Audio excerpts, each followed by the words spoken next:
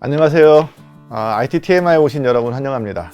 오늘은 하나벤처스의 김동환 대표님을 모시고 지난해 스타트업이 어려웠던 얘기와 올해 스타트업이 얼마나 희망이 있는지 없는지 이런 이야기를 함께 나눠보는 시간을 갖도록 하겠습니다. 대표님 안녕하세요. 네, 안녕하세요. 예, 좋은 자리에 불러주셔서 감사합니다. 네. 자, 일단 지난해 많이 어려웠잖아요. 그리고 지난해를 한번 돌아보는 그런 말씀을 좀 여쭙고 싶은데요. 네. 지난해 좀 어떠셨나요?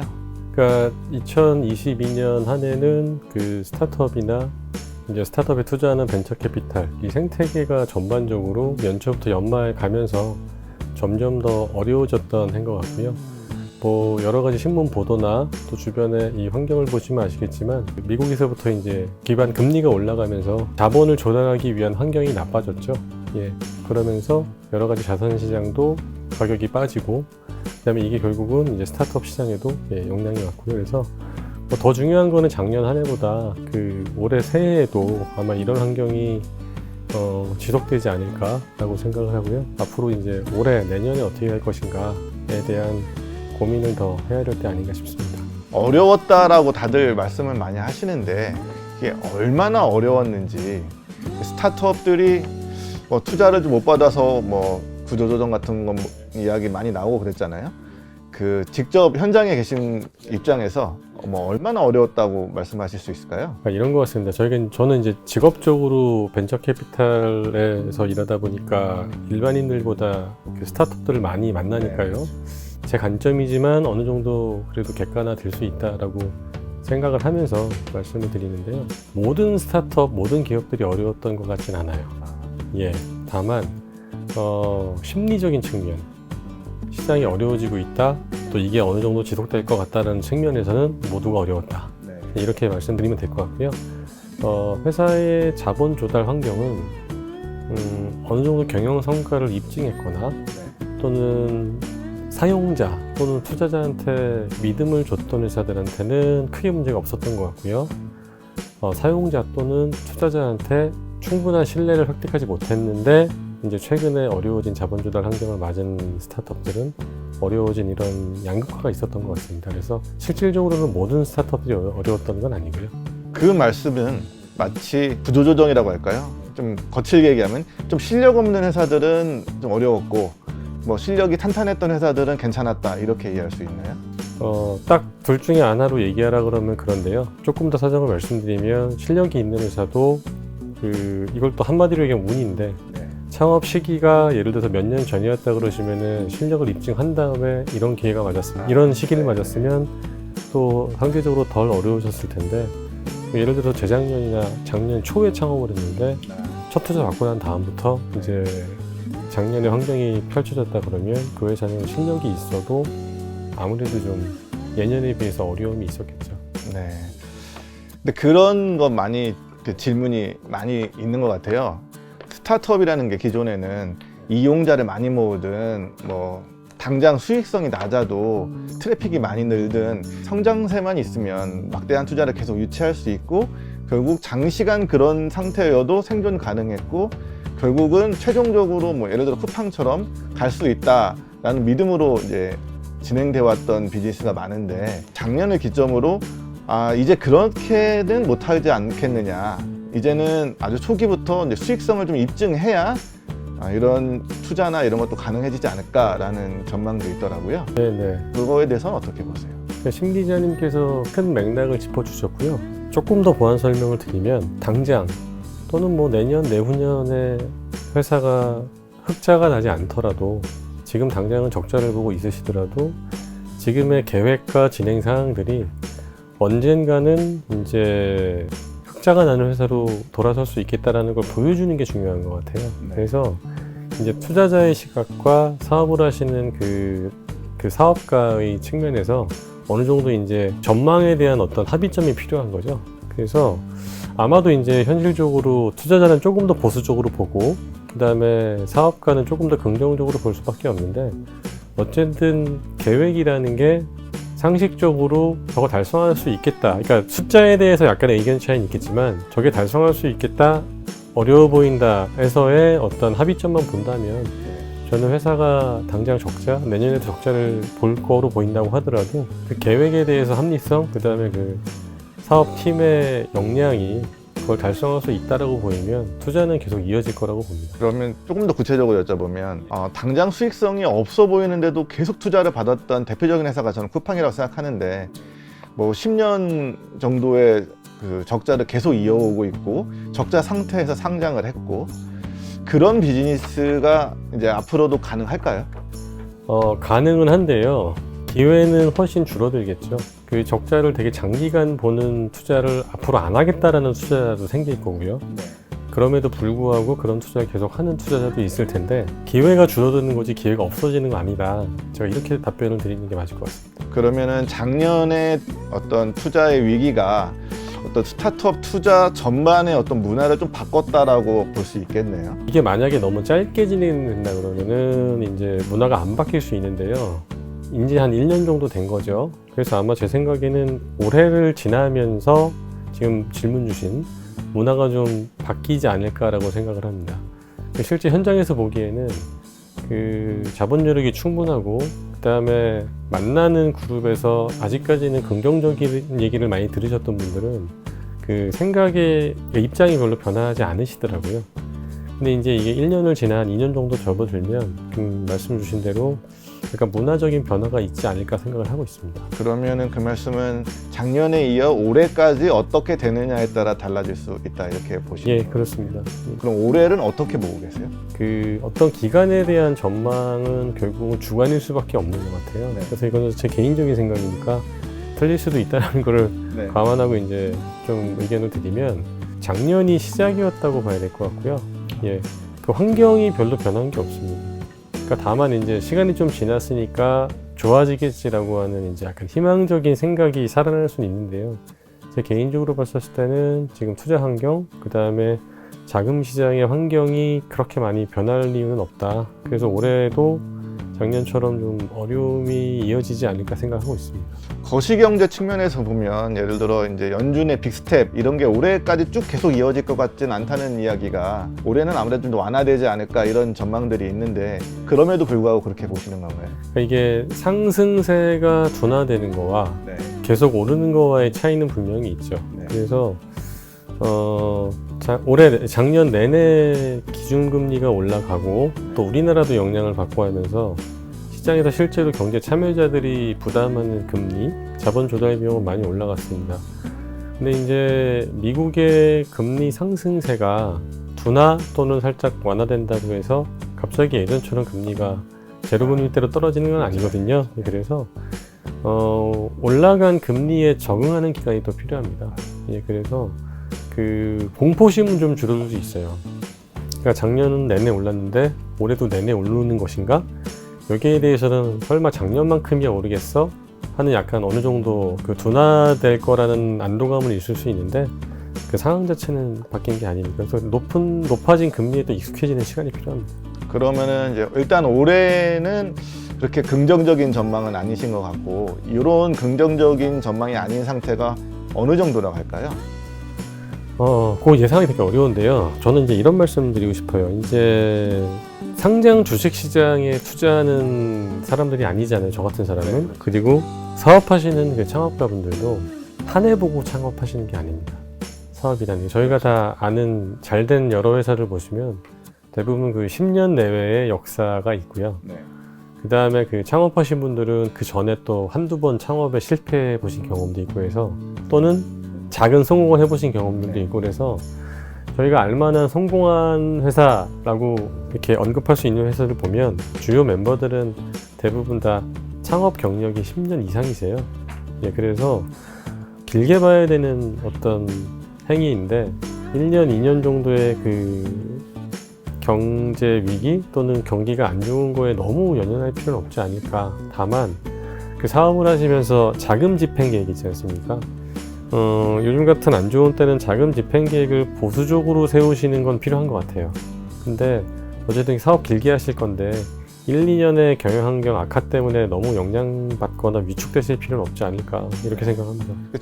투자가 안 되니까 위축되는 거죠. 그래서 제가 말씀드린 대로 이제 자금 사용 계획은 보수적으로 세우실 필요가 있는 거죠. 과거처럼 빠르게 성장시키기 위해서 뭐 규모를 빠르게 확장시키고 일단은 좀 내실을 다지시고 그 다음에 이제 아까 질문 주셔서 말씀드린 사업의 이제 흑자 전환 가능성에 대해서 조금 더 고민을 많이 해보셔야 되는 거죠. 당장 올해는 아니더라도. 그럼 좀 더 구체적인 로드맵을 갖고 흑자를 향해 가야 된다 이런 말씀. 맞습니다. 예. 그러니까 이제 아마 예전에는 그런 회사도 있었을 거예요. 주변의 회사들을 보면 여러 환경은 별로 안 좋은 것 같은데 사용자 숫자가 늘어나고 예, 그 다음에 반응이 좋고 그러면 그런 조건만으로도 회사가 높은 가치에 투자를 받거나 매각되거나 했잖아요. 근데 지금은 그러기 어려운 환경입니다. 투자 규모도 좀 과거에 비해서 많이 줄어들겠나요? 투자 규모가 약간 영향을 받겠죠. 근데 크게 줄어들기보다는 투자를 받는 회사와 안 받는 회사 사이에 차이가 좀 많이 나지 않을까 생각을 합니다. 특히 이제 후속 투자에 있어서요. 그럼 오히려 좀 가능성 높은 회사는 더 많은 투자의 기회가 있을 수 있겠네요. 예, 그렇습니다. 예. 그 다만 이제 exit 시장 자체가 많이 나빠졌죠. 현재로서는. 예, M&A를 통한 매각이나 또는 증시인 상장 관련돼서 이제 exit 시장의 밸류에이션이 낮아졌기 때문에 아마 투자 단계에서의 밸류에이션도 따라서 영향을 받게 되지 않을까 이런 생각을 하고 있습니다. 저는 이제 이쪽에 산업에 종사하는 사람이 아닌 사람 입장에서 가끔 그런 생각이 들 때가 있는데 전문가들이잖아요. 투자하시는 분들은 이 경기 전망이나 이런 거를 계속 살펴보시면서 하실 거잖아요. 예. 근데 우리 코로나 때 유동성이 엄청 과잉이라는 거는 사실 그 현장에 있는 사람들 다 알고 있었을 것 같고 이 과잉의 시대가 지나면 또 뭐 위축되는 시기가 올 것이라는 예측 정도는 할 수 있지 않았을까라는 뭐 이건 당연히 결과론이고 후일담이긴 한데요. 왜 못했을까 이런 의문이 들기도 하거든요. 사람은 망각의 동물이라고 예, 뭐 그런 얘기도 있고요. 과거에도 되게 자산시장에서는 수많은 업앤다운이 있었던 것 같거든요. 근데 사후적으로 봤었을 때는 저런 과열을 왜 예상 못했을까? 예. 이번에도 마찬가지인 것 같습니다. 좀 구체적으로 말씀드리면 2018년 하반기부터는 미국에서는 일단 긴축을 좀 시작을 했거든요. 그거를 이제 연준이 대외적으로 선언도 했고 그래서 이제 어느 정도 긴축의 브레이크를 약하게 밟기 시작했었는데 코로나가 만연하면서 또 급속하게 돈을 풀면서 이제 한 2년 동안 자산시장에 호황과 거품이 있었거든요. 그래서 어느 지역에서 전 세계 어느 지역에서부턴가 마스크를 벗기 시작했었을 때 곧 브레이크를 또 세게 밟겠구나라는 예상은 할 수 있었던 것 같아요. 그렇죠. 근데 결국은 많은 자금을 운영하는 데들이 어디선가 큰 신호가 오기 전에는 브레이크를 같이 못 밟았던 것 같습니다. 그걸 왜 몰랐을까요? 마크 저크버크 이런 사람들도 약간 반성문 같은 걸 썼잖아요. 내가 미처 이렇게 빠르게 경기가 안 좋아질 줄 몰랐다. 근데 이게 그 수많은 연구자들이 옆에서 붙어 있을 텐데 그게 왜 안 될까? 약간 그 상황에 취해 있으면 그렇게 되는 걸까요? 이런 것 같습니다.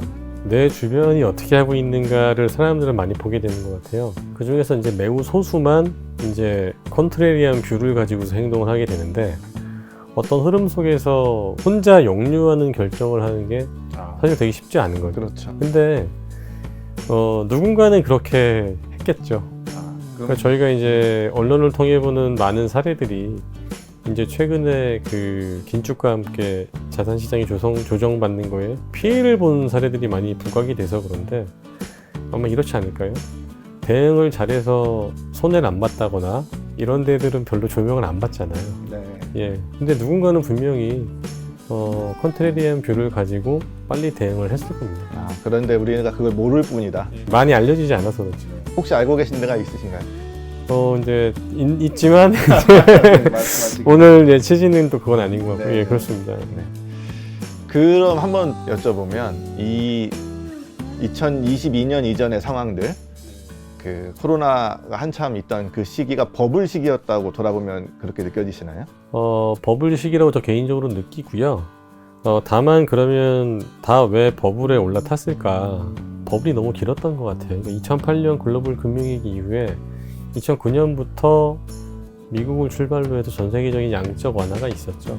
10년 이상의 기간이었기 때문에 초반부에는 그 양적 완화에 편승하지 않아서 실패했던 곳들도 꽤 있습니다. 과거에 굉장히 좋은 성과를 올렸던 조직이나 그런 개인들이 그 양적 완화의 초기 시기에 그 기존의 투자 문법으로 움직여서 오히려 실패했던 그런 경험들도 있거든요. 그래서 일단 이 기간이 양적 완화 기간이 꽤 길었기 때문에 거기에 편승한 어떤 투자 조직만 그래도 흥했고요. 그러지 않았던 데는 상대적으로 이제 불리한 환경이었죠. 오직하면 신조어가 만들어졌잖아요. 벼락거지. 맞아요. 투자를 하지 않아서 상대적으로 이제 박탈감을 갖는. 그래서 그런 시기였기 때문에 저한테 버블이 있었냐 없었냐 예스와 노로 대답하라 그러면 예스입니다. 예. 그러면은 우리가 이제 IT의 버블을 한번 경험한 적이 있잖아요. 이제 2000년대 초반. 그때와 비교하면 뭐 양상이 어떤가요? 이제 닷컴 버블 90년대 후반부터 2000 초반 그때와 비교하면 시중의 자본 조달 환경이 또 차이가 있었죠. 그러니까 어라운드 닷컴 버블 때와 최근의 환경을 비교하면 최근의 자본 조달 비용이 훨씬 낮았죠. 비용이 낮았다고요? 예, 그래서 이제 훨씬 더 풍부한 유동성 내에서 버블이 만들어졌고요. 네. 다만 그러면은 버블이 뭐가 더 악성이었냐라고 질문을 주시면 이건 또 제 개인적인 생각인데 과거는 인터넷의 도입기 확산기였죠. 도입기의 확산기였죠. 인터넷의 확산기에 대한 되게 막연한 기대가 있었던 것 같아요. 예, 여러 분야에서 준비는 아직 안 돼 있었는데 인터넷이 확산되면서 각 분야마다 확산의 속도가 있잖아요. 그래서 속도를 되게 앞질러 갔던 데들이 많았고요. 그래서 그 중에 일부 서바이버 한 데만 지금도 저희가 시장에서 볼 수 있는 회사들이 되어버렸고 최근은 그때보다 유동성은 훨씬 더 풍부해서 투자를 훨씬 더 많이 받았는데 그때보다는 어떤 새로운 변화의 환경에 덜 앞서간 것 같아요. 예. 그래서 경제 규모가 또 그때랑 지금이랑 다르니까 버블의 사이즈는 거품의 사이즈는 그때보다 지금이 컸는데 거품의 정도는 지금보다 그때가 더 강하지 않았을까 그렇게 생각을 하고요. 또 하나는 당시에는 버블에 그러니까 저희 별로 제가 쓰고 싶지 않은 표현인데 몰빵을 했다 그럴까요? 되게 많이 이제 비중을 자기가 감당할 수 있는 비중에 너무 많이 담았던 데들이 많다 그러면 이번에는 그래도 비중상으로는 덜 담지 않았나. 그래서 그 지금 경제가 위기인 건 맞지만 닷컴 버블 때 같은 혼란과 충격은 그래도 안 온 것 같은 그런 느낌입니다. 없다라기보다 덜 왔다. 그래서 버블의 크기는 큰데 버블의 강도는 과거가 더 컸던 것 같다. 그게 제 생각입니다. 생각해보면 닷컴 버블은 이제 인터넷이 등장하고 확산되는 시기였잖아요. 예. 근데 이번 버블은 이제 모바일이 등장하고 확산된 지 한참 뒤에 나온 버블인 것 같아요. 그러니까 속도가 느렸다는 게 그래서 아마 그렇게 말씀하신 것 같아요. 모바일도 이제 인터넷의 일부고요. 과거는 기존에 저희가 과거에 이랬죠. 브릭앤몰타르 비즈니스에서 인터넷 비즈니스로. 그래서 이제 최근은 완전한 오프라인, 완전한 그 과거형 비즈니스는 없는 것 같아요. 어떤 비즈니스, 이 제조업이라고 해도 IT나 인터넷과 연결돼서 움직임이 많아졌고 요즘 정말 100% 오프라인 샵은 찾아보기 어렵잖아요. 오프라인이 주냐, 그 다음에 온라인이나 모바일이 주냐 정도의 비중 문제지 100% 온라인, 100% 오프라인 기업은 찾아보기 어렵잖아요. 그래서 인터넷 환경에 대한 어떤 그 노출도가 과거에 비해서 많이 올라간 상태에서 생긴 모바일화였고요. 그리고 그 안에서 저희가 각자 폰을 들고 다니면서 스마트폰 들고 다니면서 개인화라는 게 출현했잖아요. 그래서 버블의 사이즈는 더 크지만 제가 정도는 다른 것 같다라고 말씀드리는 게 이런 그 IT와 디지털화를 받아들일 수 있는 어떤 배경이 지금 더 크고 그때는 작았다. 이렇게 말씀드리면 지금 질문 주신 거에 대한 답이 되지 않을까 생각합니다. 그러면 투자업계를 여쭤보면 그러니까 현장에서 뭐 비즈니스를 하는 그 스타트업들은 이제 어려운 게 확실히 느껴졌는데 투자업계도 어려웠나요? 투자업계는 직접 현장에서 투자를 받아 사업하시는 분들이 제일 어려운 거고요. 투자자는 그 다음인 것 같습니다. 그러면 투자자는 어떤 측면에서 어려웠냐라고 말씀드리면, 그러니까 이거는 개별 어떤 그 주체를 말씀드리는 게 아니라 어떤 그룹으로 말씀드리면, 아무래도 스타트업 창업자보다는 투자자들이 이제 자금 시장의 변화, 네. 환경의 예측에 대해서는 조금 더 먼저 할 수 있거든요. 그래서 앞으로 자본 조달이 어려워지겠다라는 어떤 공포심을 더 먼저 많이 느끼죠. 그러면 훨씬 이전부터 느끼셨나요? 일단 심리적인 위축이 있습니다. 그리고 실제적으로 벤처 캐피탈 또는 벤처 캐피탈이 아닌 어떤 투자 조직이라도 투자할 자금을 마련해야 되잖아요. 네.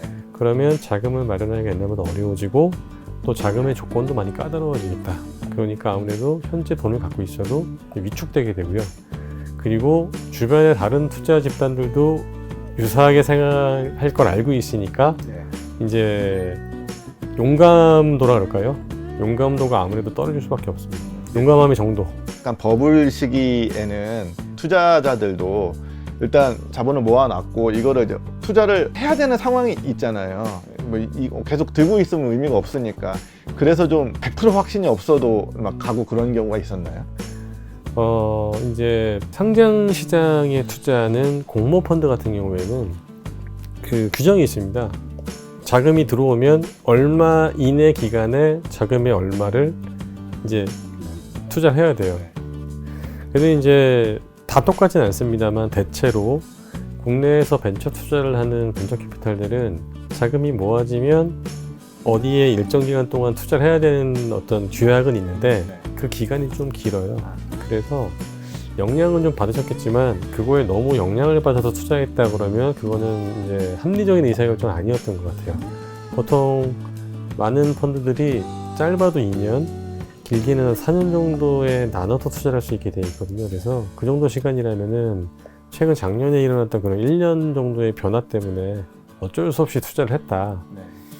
이거는 핑계라기보다는 그냥 의사결정이었던 것 같습니다. 2년이나 4년이면 그렇게 짧은 것 같지는 않아요. 보통 4년이 많거든요. 예. 그 대표님이 계신 이제 하나벤처스는 CVC잖아요. 이제 CVC는 이 뭐 겉으로 볼 때는 그래도 뭐 대기업 안에 있으니까 뭐 그 위기하고는 크게 좀 거리가 있는 것 같은데 어떻습니까? CVC 내에서도 성격이 많이 갈리는 것 같습니다. 저희 같은 경우는 이제 CVC이긴 하지만 외부 자본도 유치를 하고요. 아시겠지만 금융은 모든 산업을 커버해야 되잖아요. 그래서 저희는 이제 특정 산업 위주로 투자해야 된다 이런 게 없습니다. 그래서 아무래도 CVC이긴 하지만 첫 번째 외부 자본을 조달한다는 점, 두 번째는 투자 분야가 제한되어 있지 않다는 면에서는 일반 밖에 일반 VC들과 유사하거든요. 모기업의 지원을 받을 수 있기 때문에 아무래도 일반 그 개인이 대주주인 회사보다는 시장의 영향을 좀 덜 받을 수는 있고요. 다만 이제 경제 환경이 안 좋으면 저희 모그룹의 경영 환경도 어려워지고 특히 금융시장이 어려워지는 거잖아요. 그렇죠. 저희는 금융업이 본업이나 되게 자회사이기 때문에 아무래도 저희도 그런 시장 환경에 영향을 안 받는다라고 말씀드릴 수는 없습니다. 그래서 어려우셨나요? 어려워지기 시작합니다. 올해는 어떻게 보고 계세요? 회사 입장에서는. 질문 주신 것처럼 그래도 올해 작년보다 시장이 많이 나빠질 것 같고 특히 재작년이랑 비교하면 명확한 온도차가 있죠. 그래도 그 속에서 저희는 그래도 작년에 만들어 놓은 펀드들이 있어서 올해도 투자는 쉬지 않고 이어갈 수 있을 것 같고요. 그리고 이제 과거에 이제 저희가 이런 위기가 오기 전에부터 투자를 받았던 저희 포트폴리오 기업들에 대한 후속 투자나 지원도 계속 이어나갈 생각입니다. 예. 작년에 펀드를 결성하셨다고 했는데 작년이 되게 어려운 시기였잖아요. 다행히 상반기에 많이 끝내서 하고 있고요. 올해도 펀드 조성 계획은 있고요. 다만 뭐 저뿐만 아니라 많은 분들이 업계 종사자들이 올해는 작년 또는 재작년보다 자금을 조달하기가 어렵겠구나라고 생각을 하고 있습니다.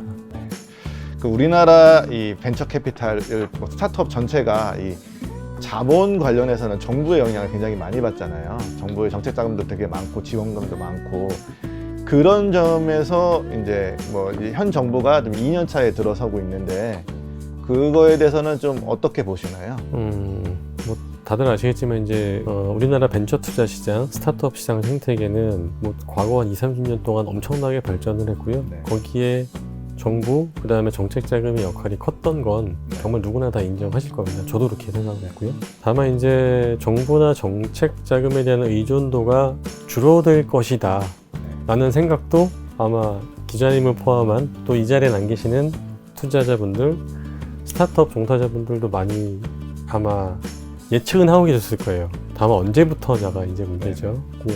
그래서 이제 많이들 줄어들 거라고 생각들 하고 계신데, 다만 그 아까 그 투자 환경이 나빠질 걸 알았을 텐데 왜 다 그랬냐랑 비교하면 어떻게 보면 약간 또 비슷한 상황인 것 같아요. 그래서 이 시장이 계속 정부 자금에만 의존할 수는 없을 겁니다. 그래서 변화가 온 거고요.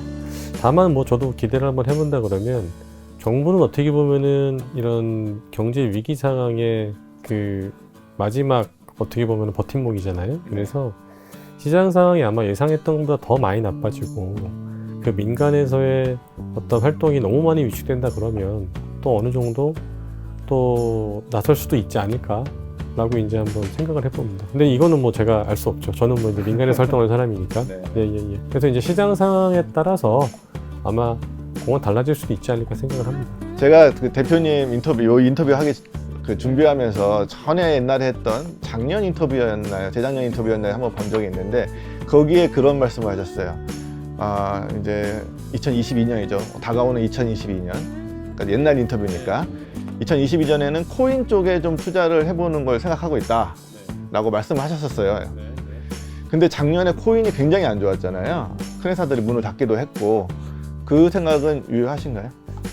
제 기억에는요, 블록체인 관련된 기술과 스타트업에는 투자를 할 수 있는데 코인에는 투자를 하기가 어렵다라고 말씀드렸을 거예요. 제가 그 인터뷰를 오독했네요. 예, 그러니까 제도적으로 저희가 지금 저희가 운영하고 있는 펀드는 코인에 투자할 수는 없습니다. 그래서 블록체인 서비스나 블록체인 기술에 대한 투자를 할 수 있고요. 코인에 대한 투자는 못합니다.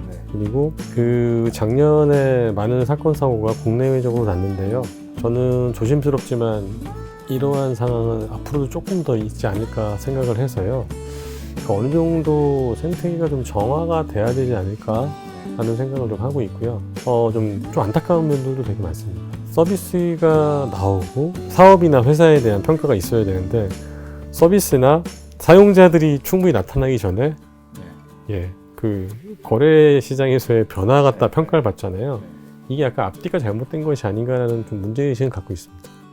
그러면 이제 뭐 코인은 좀 다른 얘기고 지금 블록체인 기술을 활용한 뭐 이런 쪽에는 투자의 계획이 여전히 있으시다 이렇게.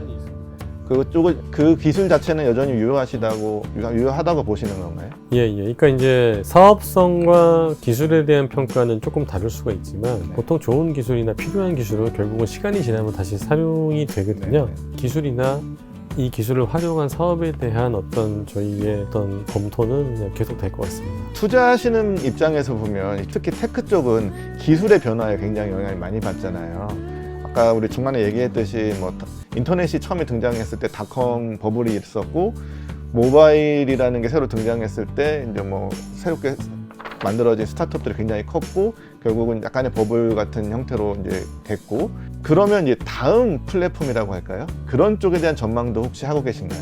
다음 플랫폼에 대한 전망을 드리는 건 사실 좀 상당히 어려운 일인 것 같아요. 그러니까 플랫폼이라는 게 갑자기 나오는 경우도 있지만 사실 이제 과거에 저희가 있던 것들이 그 구매하는 방식이나 서비스를 이용하는 방식이 바뀌면서 플랫폼이 많이 등장했던 것 같거든요. 그래서 어떤 측면에서는 어떤 새로운 플랫폼의 출현은 지금 단계에서는 갑자기 딱 나타나기보다 그 과거에 있었던 시장에서 유통 방식의 변화에서 오게 되지 않을까? 뭐 그런 예상을 그냥 해봅니다. 많은 그 창업가들이라고 할까요? 자신이 믿고 있는 그 다음 플랫폼이 있잖아요. 뭐 블록체인도 어떤 분들은 블록체인이 차세대 인터넷이다, 뭐 차세대 모바일이다 이렇게 말씀하시는 분들이 있었고, 근데 마크 저커버크 이런 분들은 차세대 인터넷 메타버스다 뭐 이렇게 말씀하시는 분들도 있고, 그게 무엇이냐에 따라서 굉장히 이제 다를 것 같아요. 그런 게 뭐가 되더라도 그런 변화가 있어야 또 새롭게 생기는 회사들이 많이 있고 투자도 막 활발하게 할 텐데, 혹시 그렇게 새로운 플랫폼이 뭐 발생할 시점 그런 시점을 혹시 예상해 볼 수는 있을까요? 과거를 보면 그런 새로운 패러다임을 전환시키는 어떤 플랫폼의 출현 이런 것들은 시간이 좀 걸렸던 것 같아요. 그럼 저희가 모바일 관련된 생태계로의 변화가 안착된 지 사실 그렇게 많이 되진 않았잖아요. 예, 저희가 지금 생각하는 많은 서비스들이, 플랫폼들이 짧게는 5년, 길게는 하여튼 10년 내외에 15년 전, 5년 전 이 사이 10년 내외 10년 플러스 마이너스 5년 전후에 생겼던 것 같거든요. 그래서 과거에도 그랬고, 그래서 이런 주기를 생각해보면 어떤 패러다임을 전환하는 플랫폼의 출현은 조금 더 기다려도 되지 않을까? 그게 제 개인적인 생각입니다. 근데 저 많이 틀립니다. 저의 개인적 생각을 한번 말씀드려 보면 이제 인터넷이 이제 붐이 이제 시작된 게 저 뭐 대충 계산하면 95년 정도라고 볼 수 있을 것 같거든요. 윈도우 95가 나오고 95년부터 해서 이제 90년대 말에 버블이 나오고 터지고, 그리고 이제 모바일은 이제 아이폰 3GS 정도가 나왔을 때 시작이 되면 한 2009년, 10년 요쯤이 되고, 이제 나온 지 13, 14년 됐죠. 인터넷이라는 플랫폼이 모바일로 바뀔 때까지 15년 정도가 걸렸고, 그러면 한 15년 정도 지금 모바일로 나온 지도 돼가면 그러면 2, 3년 안에 새로운 플랫폼이 등장할 수 있지 않을까라는 그런 막연한 수학적 계산을 해보거든요. 그러니까 이제 말씀 주신 것들은요, 어떻게 보면은 하드웨어의 진화, 그 다음에 소프트웨어의 진화가 보통 함께 따라간 것 같아요. 약간의 선후 관계는 있지만. 그래서 인터넷이 확산되기 전에 PC의 확산이 있었고요. 그 다음에 모바일 세계가 되기 전에 일단 스마트폰이 그러니까 전화기가 좋아지면서 일반 전화, 그러니까 과거의 무선 전화기가 스마트폰으로 형태가 바뀌면서 이제 모바일의 폭발적인 확산이 있었거든요. 그래서 네트워크의 변화도 있죠. 맞습니다. 3GS라는. 예. 근데 이제 앞으로는 저는 지금 얘기 잘 꺼내주셨는데, 당장은 하드웨어나 소프트웨어적인 기술의 변화는 조금 눈에 안 띄는데요. 통신의 변화는 있을 수 있습니다. 예, 그래서 그러면서 아마 거기에 맞는 기기가 하나 나올 거고요, 하드웨어. 그러면서 인터넷을 벗어나는 게 아니라 인터넷의 다른 형태겠죠. 예, 그런 게 도입이 된다 그러면은 저희가 지금 상상하고 있지 못한 플랫폼이 나올 수 있을 것 같고요. 저는 다음은 통신에서 변화가 올 수 있지 않을까라는 생각을 하고 있습니다. 조금 더 구체적인 말씀을 주신다면 어떨까요? 그러니까 이제 저희가 지금 5G의 세계에서 살고 있잖아요. 아직 전 세계 어디 가보시면 이제 3G의 세계에 살고 있는 나라들도 있고, 우리나라는 지금 5G의 세계에 살고 있는데 6G, 7G로 넘어가면서는 IoT도 조금 더 많이 구현이 될 거고요. 지금은 전기차나 반자율 주행차 정도인데 아마 자동차도 많이 달라질 수 있고요. 그 다음에 저희가 들고 다니는 아마 기기들도 새로운 게 많이 출현할 수 있습니다. 또 어떤 기기들은 안 들고 다니게 되겠죠. 그러면서 변화는 올 수 있을 것 같은데, 아마 그러려면 통신 환경이 바뀌어야 되지 않을까, 그런 생각입니다. 지난 버블 시기에 보면 가장 좀 활발했던 분야가 유통이었던 것 같거든요. 커머스를 비롯한 커머스, 유통, 물류 요 영역이 굉장히 활발하게 성공도 거두고 투자도 많이 받고 그랬던 것 같아요. 그러면 이제 요 앞으로는 2023년부터는 좀 그 기조가 바뀔 수 있을까요? 다른 쪽으로 좀 더 확산될 게 있을까요? 일단 국내만 봤었을 때는 물류의 출발부터 라스트 마일까지 속도가 제일 빠른 나라예요. 그래서 이 안에서의 효율화와 최적화는 조금 더 진행되지 않을까 싶습니다. 이게 무슨 말씀이냐면, 과거에는 경쟁자 또는 시장의 수요 때문에 출혈을 하면서까지 그 물류를 맞췄거든요. 근데 이 부분을 결국 아까 저희 초반에 말씀드린 이제 이익을 맞춰가면서 해야 되니까 비용이 오른다든지 또는 가격을 절감시키기 위해서 노력한다든지, 이 두 가지가 다 일어나면서 최적점을 찾지 않을까 생각을 하고 있습니다. 그러니까 높아진 눈높이를, 그러니까 하루 만에 배송됐던 거를 이틀, 3일로 늦춘다거나, 오늘 배송되는 거를 또 내일밖에 한다거나, 올라간 소비자의 눈높이를 다시 낮추기는 되게 어렵거든요. 그래서 거기에 맞춰서 가격이 변화가 생기거나 또는 효율화를 통한 가격 절감을 이루거나 해서 이런 물류에서의 그 이윤을 남기는 그 부분으로 시장이 발전되지 않을까 생각하고 있습니다. 그러면은 그런 것도 우려를 해보면 이제 사실 그 분야가 엄청난 투자를 필요로 하는 분야잖아요. 그러면 이제는 그런 투자가 불가능한 이제 시대가 왔으니 기존에 투자를 해놓은 회사들의 독점화가 더 가속화되거나 그럴 우려는 없을까요? 그런 시장이 어떻게 갈지는 좀 봐야 되는데 더 새로운 데가 출연을 해서 그 더 낮은 가격으로 소비자의 만족을 출연시키던 아니면 새로운 데가 그렇게 하기 어렵다 그러면 기존의 회사 그런 시스템을 갖춰놓은 회사들이 이제 수익성을 맞춰야 되겠죠. 그래서 만약에 못 맞춘다 그러면 결국 가격이 올라갈 거고요. 가격이 올라가면 소비자들의 수요가 떨어질 거고. 그래서 어디선가 기술 혁신을 통해 가격을 만들던 아니면은 수요를 증가시키던 두 가지는 해야 되는데 수요는 좀 이미 많이 증가해 있는 것 같아요. 그래서 이제 가격을 낮추는 노력, 가격을 낮춘 노력을 현재로서도 거의 출혈 경쟁 상태인데 더 낮추는 게 가능할까요? 그래서 제가 말씀드린 게 이제 그러니까 소비자의 눈높이를 결국은 누군가가 적자 보면서 올려놨거든요. 네. 이거를 살아남은 자는 맞춰야죠. 그럼 소비자의 비용이 좀 올라가는 이렇게 되겠네요. 그럴 수도 있습니다. 요즘 이제 작년부터 많이들 느끼신다고 말씀하시는데 배달 음식 시키실 때 배달비가 이제 예전에 안 붙다가 붙기 시작했고 가격이 점점 올라가고 그리고 작년에 카타르 월드컵 할 때는 뭐 치킨이나 이런 게 배달이 안 되는 사태도 생겼잖아요. 그래서 결국은 서비스를 제공하시는 분들도 충분한 가격을 받으셔야 되는 거고, 소비자는 너무 비싸면 배달시키느니 가서 드실 거고, 이 사이에서 아마 균형점이 찾아지지 않을까 생각합니다. 네, 알겠습니다. 네, 거의 뭐 이제 드릴 질문 다 드린 것 같고요. 마지막으로 우리 대표님이 올해 어떤 계획을 갖고 계신지, 뭐 개인적인 계획도 좋고요, 아니면 회사의 계획도 좋고요. 뭐 올해 계획 간단하게 말씀해 주시면 어떨까요? 뭐 제 개인적인 계획, 업계의 동향, 그 다음에 저희 회사의 방향. 제가 생각하기에는 그 세 가지가 크게 차이가 있진 않을 것 같고요. 아마 이렇습니다. 이제 직업이 투자인 사람으로서 시장이 좋으나 어려우나 투자는 계속 이어갈 거거든요.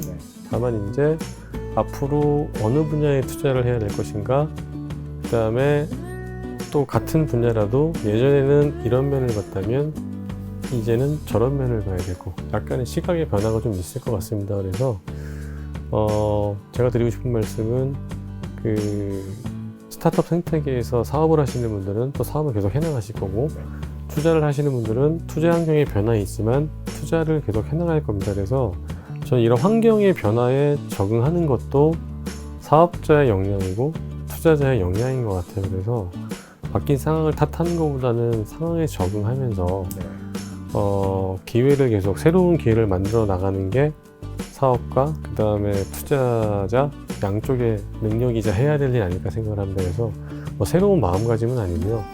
원래 하던 일인데 유동성이 풍부할 때보다 조금 더 긴장감을 가지고 해야 되는 거 아닌가, 그런 생각 가지고 있습니다. 네, 말씀 감사합니다. 올 한 해도 건투를 빌겠습니다. 네, 지금까지 시청해주신 여러분 감사드리고요. 저희는 다음 달에 더 좋은 콘텐츠와 함께 찾아뵙겠습니다. 고맙습니다.